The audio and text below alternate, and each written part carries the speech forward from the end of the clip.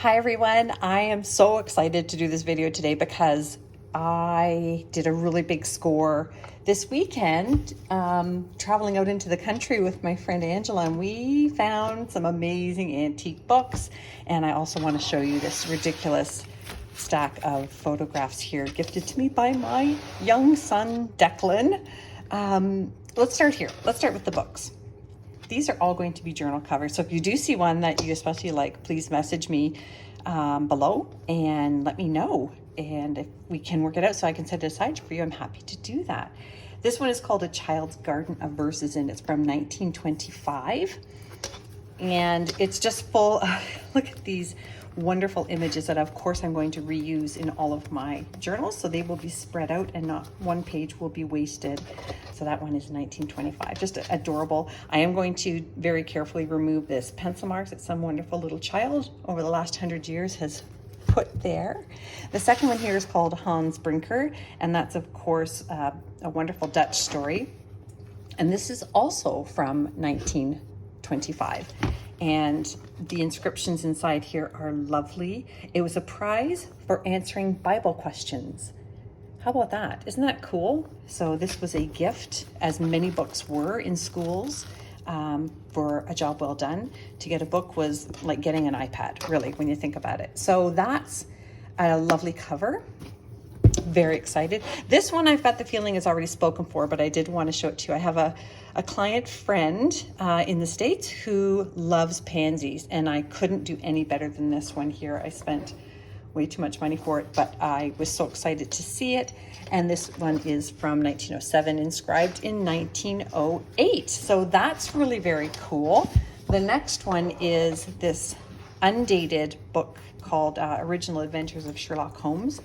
And it is very old, and just by the spine making and the cloth used, I'm thinking it is between 1905 and 1910. And next on my list is this one called Red Pepper's Patients, and that's about a doctor and his patients and the adventures that they get into. Again, not a lot of, no images that I could reuse in this, but the cover is to die for. So I had to have that to make a journal from that one. And that one is from 1917. This is one that I am pretty sure is going to be a big hit with junk journalers. This lovely woman here on the cover with arms spread and doors open. How beautiful is that? And that's from the New Age history readers. And this one is also very old. It's got some original, and it's got color images in it, so I'll try to keep as many of them in the book as I can from 1925 as well. It was a big 1925 day for some reason. This was the newest one here, Golden Windows, from 1940. Just a really wonderful children's book with lots of images that I'm going to spread throughout my journals over the next year, and just the prettiest little cover. Look at that, two little children looking upon a castle in the distance over the river. I love it. But this is my favorite one because I am always on the hunt for these early 1900s books that use these beautiful Victorian images. And this one, I just have to do a little repair work on there. That'll be done before it becomes a journal.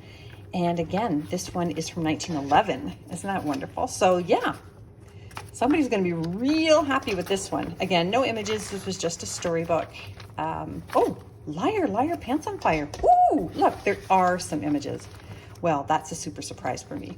So there we go. I'll try to keep as many of those in the original journal as I can. Isn't that lovely? This is the oldest one from 1895. And I want to say it's Irish, but the title makes me think it's Scottish because it says Beside the Bonnie Briar Bush, Ian McLaren. So I think it's Scottish. And it is from 1895. It's fantastic. So really, really excited about this one too. I think I do have a lot of people that ask me for Scottish and in Irish things in their books. And this one also has a lovely his mother's sermon on there. So I think that's going to be super popular. And this one here from 1907 called The Strong and Steady. It's not this that I like, although I do like the burn mark in the cover.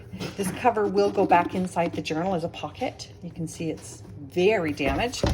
But when I lifted the cover, it was this image here that I wanted desperately. Is that something? I love it. A boy and his dog with the cityscape, strong and steady. Couldn't be a better title for a journal. So that one is inscribed in 1907. So it's probably a 1905 or 1906 book. So there you go. Those are the journals that I'll be making over the next few months, mixed in with some other ones that I've showed you.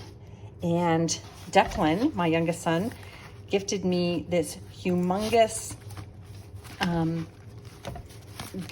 just a haul of antique photos. This came from the same woman. He found it in an antique store, and this is the condition that it was in. And the antique shop owners didn't know who the people were in the photos, so they were happy to give these away, sell them. And so Declan bought me these to use in my journals, and there are hundreds of them. So I am, like, I could hardly breathe when I got it. I was so excited. They are the sweetest photographs. And what's really cool is this young woman who made this album for her family. They were obviously quite well to do because they could afford to take pictures on every family trip they went on and their dog, and that wasn't typical of the 1930s. So all of these pictures are from the 1930s. And there are world fairs in here. One in Chicago, mostly from the 1930s. And the images are spectacular. So when you purchase a journal from me over the next year, you are going to get one of these wonderful antique photos in there. And I'm trying to peel them off as carefully as I can to make sure I get all the inscriptions that may have been written. For example, she took the time to write who the people were in the later years. Let me just show you this. This is from the World's Fair in 1934. Now that seems like nothing to us, but in 1934, they did not have color photography. So at this World's Fair, you could go and they would take these photos of you and then they would give it back to you with this color done manually. So they had this done at the World's Fair and it's in this album. I am never parting with these, I'm quite sure. There's another couple. They went to several World Fairs that decade. So it's just a very special thing. I'm going to do an ancestry.com on this young lady because I'm so thankful that I am the owner of her family's history now and feel I owe that to her, even though I don't know who she is. So yes, I hope you'll visit me at etsy.com/shop/hyperstamper with a capital H, and keep watching on YouTube to see these wonderful finds be made into journals. And I will talk to you all very soon.